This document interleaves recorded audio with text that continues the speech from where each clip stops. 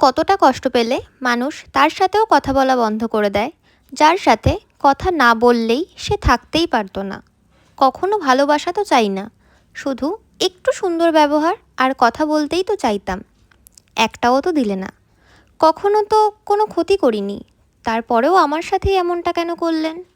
আপনাকে তো স্বার্থহীনভাবে ভালোবেসেছিলাম, ভালোবাসার বিনিময়ে কখনো ভালোবাসাটাও চাইনি, তাও কষ্ট দিলেন।